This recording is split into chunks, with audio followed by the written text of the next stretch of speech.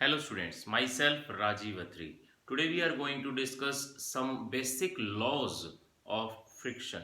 Students ये जो laws हैं आप इनको laws of static friction के अंदर भी डाल सकते हो, laws of kinetic friction के अंदर भी रख सकते हो, laws of limiting friction के अंदर भी रख सकते हो।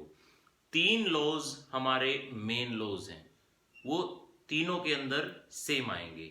अगर फिर स्टैटिक फ्रिक्शन हो जाता है या फिर काइनेटिक फ्रिक्शन हो जाता है, फिर एक दो लॉज फिर अलग से आपको याद रखने पड़ेंगे। ओके, स्टार्ट करते हैं। चलिए फर्स्ट लॉ से। First law of friction, any type of friction, static, limiting और काइनेटिक।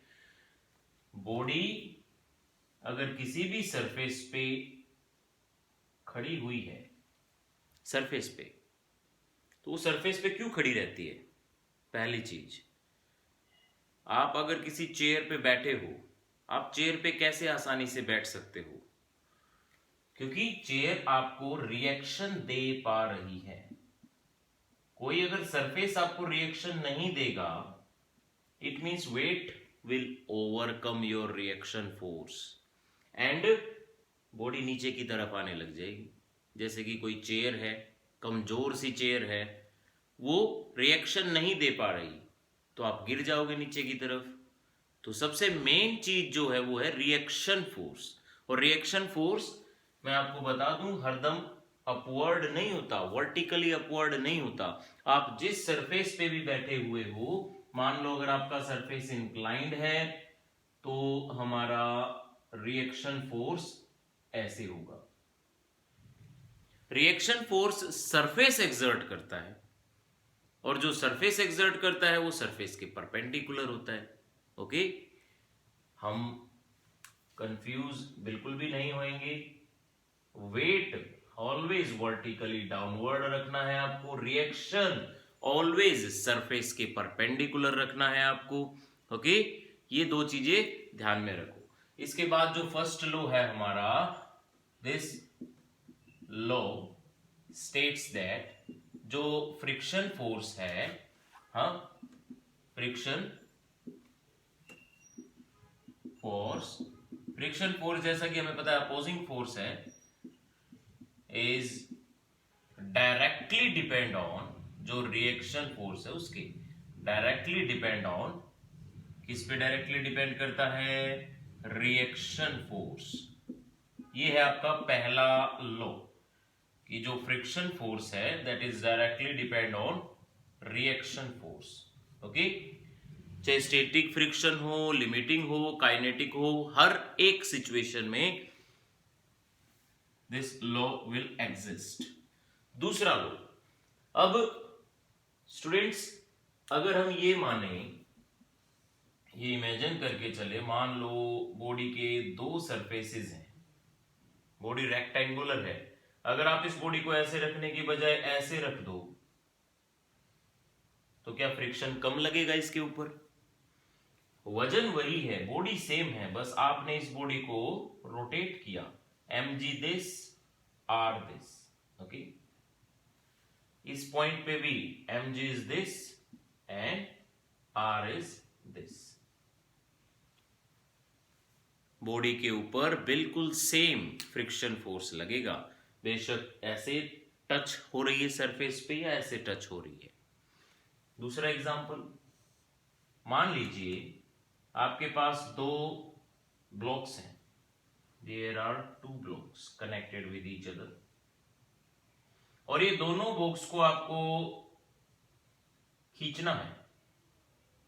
ये आपने वेट रख दिया इसके ऊपर, मान लो ये दो वेट्स हैं जिनकी हेल्प से आप इन दोनों बॉक्सेस को आसानी से पुली की हेल्प से खींच पाओगे। अब मैंने दूसरी सिचुएशन में क्या किया, एक वेट को दूसरे वेट के ऊपर रख दिया, अभी भी ये दोनों ऐसे ही पुली से कनेक्टेड हैं, तो क्या आप ज्यादा वेट लगाना पड़ेगा आपको? बिल्कुल भी नहीं। दोनों ही सिचुएशन में आपका रिएक्शन फोर्स जो है, reaction force that depend on weight, reaction force, okay, दोनों ही केसेस में वो रिएक्शन फोर्स बराबर रहेगा। और अगर रिएक्शन फोर्स बराबर है आपका तो आप एरिया ऑफ कॉन्टैक्ट पे बिल्कुल भी ना जाएं। It means second law is what? The second law states that friction force या opposing force that does not depend on, किस पे डिपेंड नहीं करता friction force? Area of contact पे, does not depend on area of contact. हाँ, second law very important law, area of contact पे depend नहीं करता।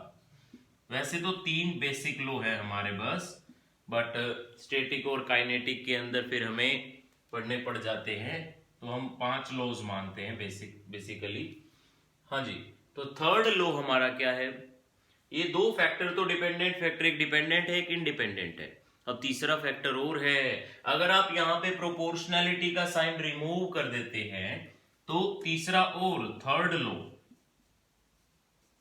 लॉ स्टेट्स दैट ये जो फ्रिक्शन फोर्स है ना, ऑब्वियस सी बात है, सरफेस स्मूथ होगा तो फ्रिक्शन कम लगेगा, सरफेस रफ होगा तो फ्रिक्शन ज्यादा लगेगा। As we know friction force is a non conservative force, पढ़ा था ना हमने। नॉन कंजर्वेटिव फोर्स क्या होते हैं? जो पाथ फॉलोड पे डिपेंड करते हैं। कंजर्वेटिव फोर्स क्या होते हैं? जो सिर्फ इनिशियल और फाइनल पॉइंट्स पे डिपेंड करते हैं। सो ये पाथ फॉलोड पे डिपेंड करता है, इसका मतलब पाथ रास्ते की रफनेस पे डिपेंड करता है या स्मूथनेस पे डिपेंड करता है। और अगर ऐसा है तो थर्ड लॉ क्या बताता है हमें? Third law states that it means friction force also depend on, किस पे डिपेंड करता है? Also depend on coefficient of friction बोलते हैं हम इसको। क्या? Coefficient of friction. लिखते कैसे हैं हम इसको? इस लेटर से। बोलेंगे कैसे हम इसको? mu, कंबाइनली बोलो mu, क्या बोले? Mu. Okay, so friction force जब प्रोपोर्शनैलिटी साइन हम रिमूव कर देते हैं तो ये भी ये लिखा जाता है म्यू आर। ओके, क्या लिखा जाएगा? Mu R. Friction force is what? Mu R. अगर आपकी बॉडी मोशन में है तो फ्रिक्शन फोर्स को आप कैसे रिप्रेजेंट कर दोगे? अगर आपकी बॉडी मोशन में है तो काइनेटिक फ्रिक्शन में ऐसे आएगा म्यू के आर। ओके, अगर आपकी बॉडी रेस्ट में है तो म्यू एस आर। अब लिमिटिंग फ्रिक्शन होता क्या है? लिमिटिंग फ्रिक्शन स्टैटिक फ्रिक्शन का मैक्सिमम अपोजिंग फोर्स आप कह सकते हो उसको। ओके, स्टैटिक क्या है, लिमिटिंग फ्रिक्शन क्या है? यहां पे बस आप ऐसे लिख दो, अगर आप लिमिटिंग फ्रिक्शन इसी को एक्सप्लेन करना चाहते हो तो फ्रिक्शन के अंदर क्या लिखोगे? एफ मैक्स, और म्यू के अंदर क्या लिखोगे? Mu S as it is. This is limiting friction force. Okay, इससे आप एक चीज समझेंगे कि ये भी स्टैटिक फ्रिक्शन का ही सिमिलर फोर्स है, बट कब? स्टैटिक फ्रिक्शन तब होता है जब बॉडी आगे जाने की कोशिश ना कर रही हो। लिमिटिंग फ्रिक्शन तब होता है जब body at the verge of motion पे हो, मोशन में नहीं है अभी भी स्टैटिक सिचुएशन में, but at the verge of motion को हम कैसे रिप्रेजेंट करेंगे? मैक्सिमम फ्रिक्शन से। ओके, एंड काइनेटिक आपको फिर पता ही है, हमें बता रहा था कि आपको लॉज और याद रखने पड़े। वैसे 3 बेसिक लॉज यही हैं, बट अगर आप और लॉज याद रखना चाहते हो तो ये देखो, अगर आप काइनेटिक फ्रिक्शन पे आओ तो फ्रिक्शन फोर्स या अपोजिंग फोर्स वेलोसिटी पे नहीं डिपेंड करता। फिर फ्रिक्शन फोर्स या अपोजिंग फोर्स आपकी वेलोसिटी तेज है, वेलोसिटी धीमी है, उन पे डिपेंड नहीं करता। और लॉज अगर आप समझना चाहते हो तो friction force will always oppose the motion. और समझना चाहते हो तो फिर स्टैटिक फ्रिक्शन में आए। Static friction is a self adjusting force. Self adjusting force it means आप अगर किसी बॉल को ऐसे ही फेंक दो किसी सरफेस पे तो वो सरफेस क्या करेगा? उस बॉल को अपने जो रफनेस है उस रफनेस के ऊपर अपने आप एडजस्ट करवाएगा, तब वो बॉडी रेस्ट में आएगी, and that is called self adjusting force. So अगर आप मेनली ये हमारे लॉज ऑफ फ्रिक्शन के ऊपर काम करें तो ये 3 लॉज ऑफ फ्रिक्शन याद रखें। अगर आप स्पेसिफिकली काइनेटिक कर रहे हैं तो फिर आप क्या लिख दोगे कि काइनेटिक फ्रिक्शन वेलोसिटी पे डिपेंड नहीं करता। अच्छा, इन तीनों फ्रिक्शंस में से सबसे बड़ा कौन? सबसे बड़ा लिखा हुआ है अलग से एफ मैक्स। हाँ, लिमिटिंग फ्रिक्शन जो है वो मैग्नीट्यूड में सबसे बड़ा होता है।